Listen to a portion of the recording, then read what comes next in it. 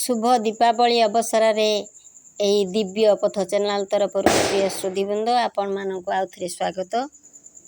ए दीपावली पवित्र दिवस रे आमे आज किछि दिव्य कथा आलोचना करिबा।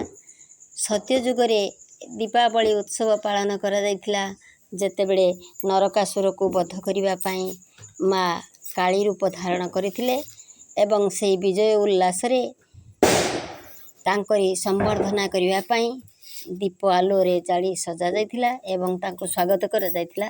सेही परमेश्वरंकर एक शक्ति जे कि महालक्ष्मी, महाकाली, दुर्गा, महासरस्वती रूप रे विराजमान अटंती एवं तांकर आशीर्वाद लाभ होई थाए। त्रेता जुग रे जेतेबेले रामचंद्र सीता को उद्धार कर सारिला परे अयोध्या को प्रत्यावर्तन करथिले। से आनंद उत्सव पालन करिया पई समग्र अयोध्या को आलोकमाला रे सजा जायतिला, दीप आलो रे सजा जायतिला। सेटा को दीपावली उत्सव रूपे पालन करा जाय थाए एवं द्वापर जुग रे मध्य आउ कली जुग रे मध्य पितृलोकंक उद्देश्य रे महालया ठारू जो श्राद्ध पक्ष आरंभ होई थाए से श्राद्ध पक्षरु पितृलोक माने मर्त्यपुर को अवतरण करिथांती एवं दीपावली दिन से माने मर्त्यलोक छाड़ी स्वधाम को प्रत्यावर्तन करिथांती। पितृलोकंकर तर्पण उद्देश्य रे शांति उद्देश्य रे दीप प्रदान कर जाय थाए। एहा को जमदीप मध्य कहा जाय। दीपावली पूर्व दिन चतुर्दशी तिथि रे माँ कालींकर पूजा करा जाय। एहा को नरक चतुर्दशी मध्य कहंती। से नरकासुर को वध करथियारु नरक चतुर्दशी कहंती जे कि काल भय निवारण होई थाए एवं एही तिथि रे दीपदान कले जमदेव कालदेव प्रसन्न होई थांती, काल भय रहे नहीं एवं पितृलोक को गमन करला बेले पितृलोक होची अंधकारमय पथ। से अंधकारमय पथरे गला बेले सेमान को बहुत कष्ट अनुभव होई थाए। तेणु दीपदान रे सेमाने खुशी होई थांती एवं निजर उत्तर पीढ़ी को आशीर्वाद प्रदान करथांती। तेणु पितृलोकंक उद्देश्य रे मध्य दीप प्रदान करा जाय थाए। आ माँ काली उद्देश्य रे दीप प्रदान करा जाय थाए। स्वयं विष्णु काली रूप धारण करथिले। तेणु तंत्रशास्त्र रे कहाଯାଇଛି श्रीक्षेत्रे तु जगन्नाथ स्वयं दक्षिण कालिका। श्रीक्षेत्र धाम रे पुरुषोत्तम जगन्नाथ माँ दक्षिणा काली रूप रे उपासित होइथांती। तेणु भगवान विष्णु परमेश्वर से सबु रूप धारण करथांती, सबु रूप सबु नाम तांकरी। तेणु एही सब पर्वपर्वाणी उद्देश्य रे आमे जो शुभ कर्म गुड़िक करथाउ, जो दिव्य कर्म गुड़िक करथाउ ताहा परमेश्वरंक पाखरे पहुँची थाए एवं सेही देवदेवींक माध्यम रे आम मानक कृपा प्राप्त होई थाए।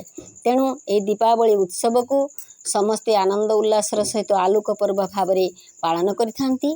दीपावली कहिले दीपानां आवली अर्थात दीपर समूह अनेक गुड़िए दीपरे सुसज्जित होई थाए गृह तोरण, किंतु फोटकानां आवली नुहे जहाँकि बाण एवं विभिन्न प्रकार विषाक्त द्रव्यर फुटेइबा द्वारा वायुमंडल प्रदूषित होता है, ताहा करिबा उचित नुहे। ता परिवर्ते ये जो कपा काठी पितृलोकों को गाँवली गीत रे कहा था बड़ बड़ुआ हो अंधार रे आस आलुओ रे जाओ आंब को आशीर्वाद दियो।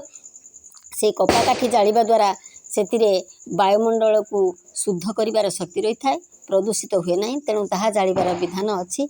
एणु आमे समस्ते एई दीपावली उत्सव एवं पितृलोकंक उद्देश्य रे एहाको दीपदान करिबा सहित आनंद उल्लास रे पालन करथाउ एवं सही दीपावली रात्रि रे माँ काली को लक्ष्मी स्वरूप रे पूजा करा जाय थाए जहाँकि श्री सौभाग्य मंडित होई थाए।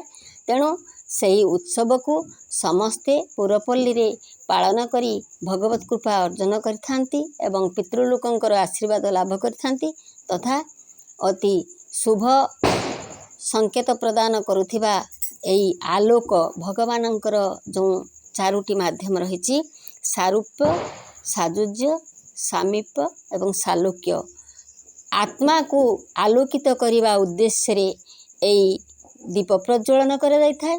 यह एक पवित्र आलोक अटे एवं भगवानंकर आलोकमय रूप को उपासना करा जाय थाए। एणु आमे समस्ते यहाको अति पवित्रतार सहित पालन करी विभु कृपा लाभ करिबा। सर्वे भवन्तु सुखिनः, सर्वे सन्तु निरामया, सर्वे भद्राणि पश्यन्तु मा कश्चित् दुःखभाग् भवेत्। असतु मा सद्गमय तमसो मा ज्योतिर्गमय मृत्युर्मामृतं गमय। ओम शांति शांति शांति। बहुत ହେଇଗଲାନି କି ତାର ଏତେ କଥା ହେଇଛି କି ହେଇନି କେଜାଣି।